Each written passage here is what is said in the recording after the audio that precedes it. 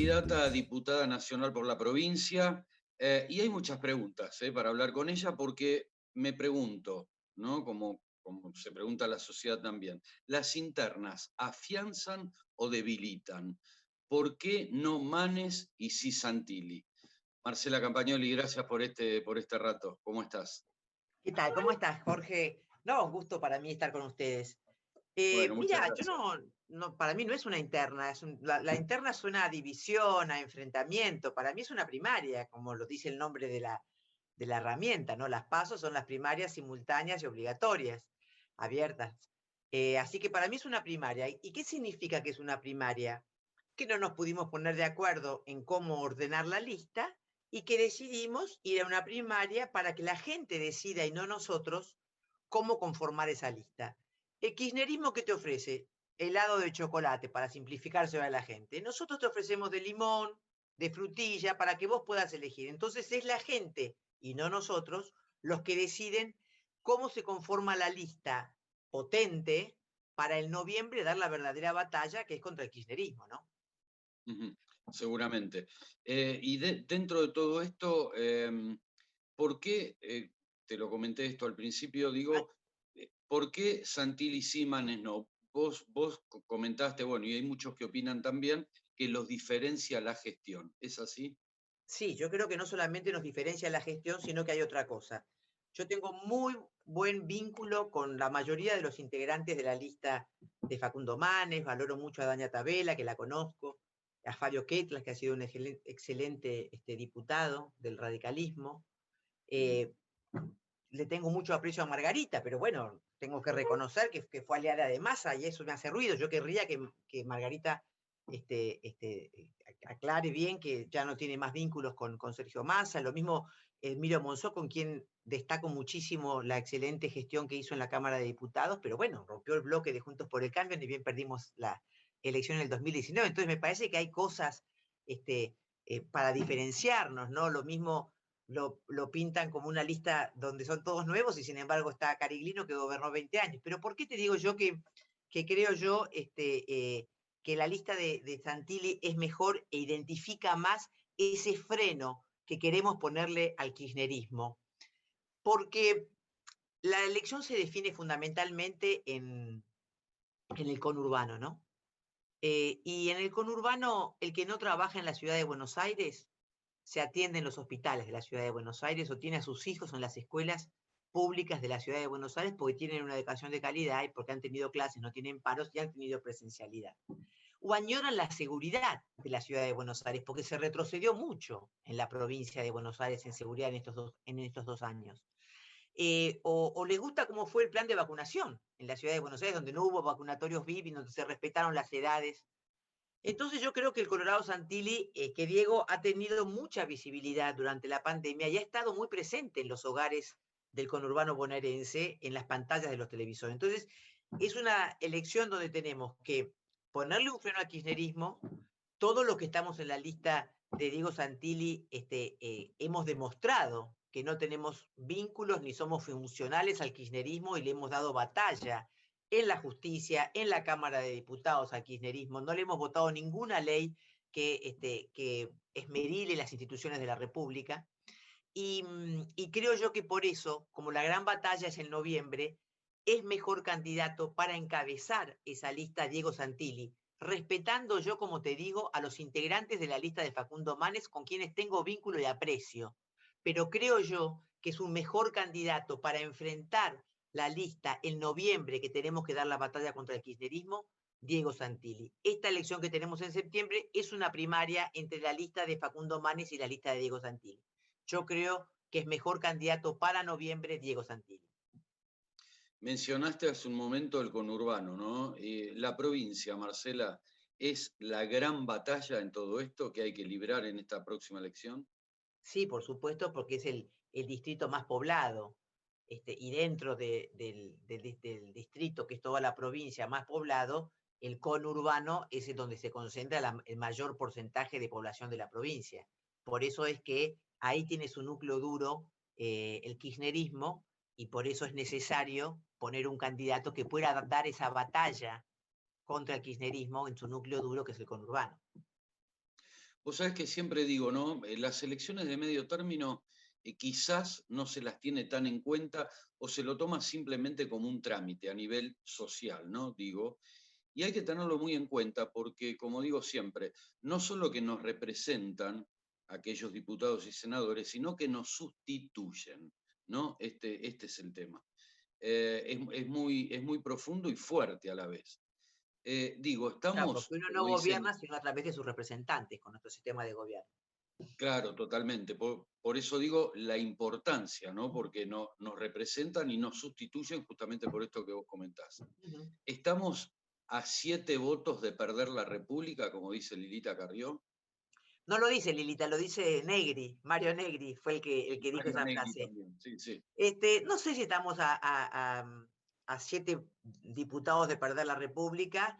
eh, no, a mí no me gusta asustar al votante, ¿no? Prefiero que el votante reflexione más y se dé cuenta que hay dos modelos de país. Un modelo es el que quiere el populismo, el que combate el capitalismo, el que mantiene a la gente en la pobreza con los planes, y otro modelo es el modelo productivo, un modelo que pone foco en la educación, que quiere un sector empresario dador de trabajo, un país que respeta las instituciones y no que las esmerila, un proyecto de país que cuando alguien tiene que rendir cuentas en la justicia las rinde y no que busque la impunidad, queriendo modificar el sistema judicial, solamente el fuero federal, obvio, que es el que les afecta a ellos, o queriendo modificar la ley del Ministerio Público Fiscal. Entonces yo creo que hay dos modelos de país y que uno tiene que elegir hacia dónde quiere que vaya la Argentina. Yo quiero que vaya hacia un sector que genere riqueza para poder combatir la pobreza. La pobreza solamente la vamos a poder combatir y la vamos a poder terminar generando riqueza, y para generar riqueza necesitas empresas que den trabajo para crear la dignidad del trabajo. Obviamente que los planes van a estar porque tienen que ser una ayuda del Estado para aquel que aún no ha podido conseguir su trabajo o está en una situación de emergencia, pero no puede ser el objetivo, porque el plan lo único que te hace es mantenerte en la pobreza, porque no te alcanza para salir de la pobreza. Entonces yo creo que hay dos modelos de país, hay un modelo que combate la riqueza y hay otro modelo de país que busca que se genere riqueza para poder salir de la pobreza. Esto es puntual, esto que estás comentando, porque lamentablemente dejamos de ser un país productivo desde hace tiempo. Y lógicamente que para combatir, y bien como bien comentabas vos, para dejar, diríamos, lo que es un poco el asistencialismo y generar fuentes de trabajo, es la producción, o sea, hay que producir, no hay otro misterio en todo esto. Y Sí, vos sabés que no encuentro el punto de quiebre en el cual nuestro país dejó de ser justamente productivo. mira, yo creo que ha sido una acumulación de gobiernos que no digo peronismo, porque vos tenés un peronismo como pudo eh, haber habido otros antes del kirchnerismo que tal vez pusieron un foco en la producción, pero yo creo em, que no tenemos que tenerle miedo a la palabra riqueza. Acá parece que decir riqueza, el otro día me entrevistaba un periodista y me decía, durante la pandemia hubo empresas del sector alimentario y del sector tecnológico que les fue muy bien. ¿Usted qué opina de eso? Me parece perfecto, le digo yo, es un delito que te vaya bien legalmente, en blanco. Bueno, no, pero usted no piensa que hay que aplicarles más impuestos. Mira, ya le aplicaron un impuesto, el impuesto a la riqueza, que lo han pagado, y Argentina tiene la carga más grande del mundo de impuestos. Y este gobierno creó 17 impuestos más para los argentinos. Entonces me parece que no tenemos que hablar de impuestos. Tenemos que hablar de los recursos que tenemos para poder combatir esta pobreza que tenemos y poder generar los recursos para que sea más distributiva la carga entre todos. Y, por ejemplo, en la gestión, en la unidad de investigación financiera que tuvo a cargo Mariano Federici durante el gobierno anterior, embargó bienes del contrabando, del narcotráfico, de la corrupción, del crimen organizado, por más de 600.000 millones de pesos, el doble de lo que se pretendía recaudar con el impuesto a la riqueza. ¿Y por qué no aprovechamos, no hacemos uso de esos bienes? Entonces, no todo es crear impuestos. También tenemos que tener un gasto eficiente. Y hay veces que el gasto eficiente no se ve, porque nos hemos cansado de hacer reclamos y de accesos a la información pública al Ministerio de Desarrollo Social, que ha pagado con sobreprecio los alimentos que distribuye en los distintos comedores. O lo que pasa que el otro día se veía con el tema de las fotomultas, o lo que se pagó por adelantado a AstraZeneca por las vacunas que no llegaron y se les pagó por los 60 millones por adelantado. Entonces me parece que no hay un gasto eficiente. Y eso creo que es hora de que los argentinos reclamemos. Vos pensás que si vos te pones a analizar cuántas personas deciden sobre el dinero de los contribuyentes, a grandes rasgos entre gobernadores, presidentes, ministros que pueden tener, no son más de 4.000 personas. Si vos reducís los municipios y pones un filtro en los que tengan más de 2.000 habitantes, son 400 y pico de personas. No podemos lograr que esas 400 personas administren con responsabilidad fiscal, que no gasten más de lo que les entra, que no nombren más planta que si no les ha aumentado la población, que era lo que establecía el consenso fiscal de 2017, que ya fue dado de baja por este gobierno y permite a los gobernadores aumentar impuestos, cuando en aquel consenso fiscal se había acordado que los gobernadores empezaran a bajar impuestos de manera gradual, sobre todo ingresos brutos. Y bueno, entonces, si la única manera de generar recursos para el Estado es crear impuestos, y estamos mal, porque cada vez se van más empresas, los dadores de trabajo, vos le vivís poniendo obstáculos y entonces no dan trabajo porque no hay seguridad jurídica, porque cuando vos contrataste o estableciste un negocio con China para exportarle carne, te obligaron a no cumplir. Entonces, Argentina deja de ser un país creíble. Y si no somos un país creíble, las inversiones no van a venir, la gente no se va a arriesgar a invertir acá, ni siquiera los argentinos, y cada vez vamos a estar en un embudo donde va a ser muy difícil salir. Y creo que Argentina es un país que no tiene techo, es un país que bien administrado podría estar en 5 años en buenos niveles en el mundo competitivos, porque tenemos los mejores climas, porque tenemos el mejor vino, porque tenemos las mejores tierras, porque no tenemos conflictos raciales, no tenemos conflictos religiosos, porque acá no hay élites políticas que te impidan a vos llegar si te lo propones. Entonces creo que Argentina, sinceramente, es un país que no tiene techo, pero hemos tenido malas administraciones y tenemos que enfocarnos en qué tipo de país queremos para apuntar para ese lado y hacer de Argentina el país productivo que puede ser y que todo el mundo no puede entender qué es lo que pasa en Argentina. Seguramente, y con esto, relacionado con esto, es una de las materias pendientes, ¿no? Y otra importante, ¿por qué nunca se llegó a una reforma fiscal real? O sea, digo, porque fue prometido durante muchos momentos, pero nunca se pudo cristalizar, y es lo que Bueno, realmente necesitamos, ¿no? Bueno, nosotros cuando fuimos gobierno tuvimos 2 leyes muy importantes que no obtuvimos el quórum del otro lado para ser votadas. Una fue la reforma laboral, que la CGT estaba de acuerdo, que fue una reforma que se hizo con los sindicatos y que el kirchnerismo no quiso votar. Y otra fue la reforma tributaria, además de la reforma política, que la reforma política, que era para eliminar la lista sábana, ni siquiera se trató en comisión. Entonces, obviamente, por eso es que nosotros insistimos tanto en que es necesario tener más manos republicanas en el Congreso que quieran una mejor calidad de vida, y por eso la batalla de esta legislativa es qué tipo de país querés. ¿Querés un modelo productivo o querés un modelo populista?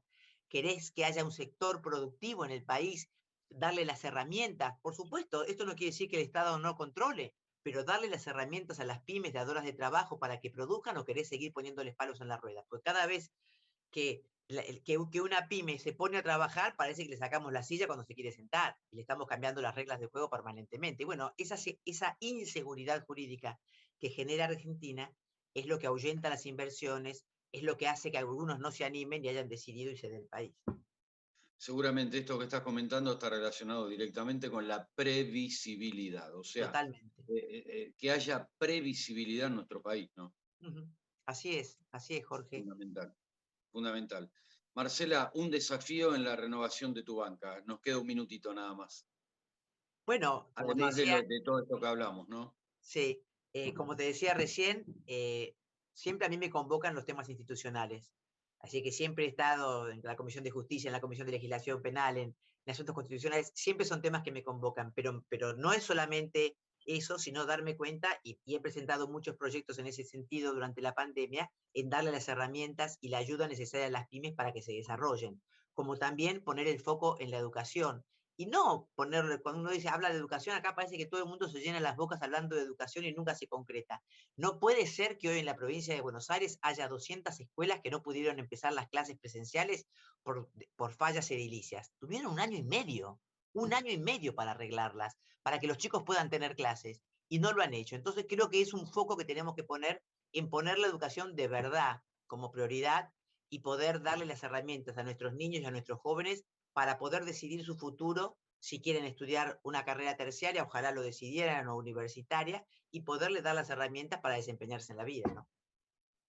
Marcela Campagnoli, gracias por este ratito. Sabemos que las agendas en este momento están muy comprimidas, así que por eso quiero volver a agradecerte. No, gracias Jorge por tenerme en cuenta. Los saludo a todos y que tengamos la mejor elección en paz. Ojalá podamos superar la pandemia también y ojalá nos encontremos los argentinos, porque esto no es contra el otro, es con el otro. Si no nos decidimos a pararnos en las coincidencias y poder achicar las diferencias para poder construir las políticas públicas y los consensos necesarios, no vamos a poder salir adelante. Yo siempre digo que no es contra el otro, es con el otro. Y ojalá encontremos ese camino. Ojalá. Gracias, Marcela. Gracias a ustedes. Hasta luego. Pausa.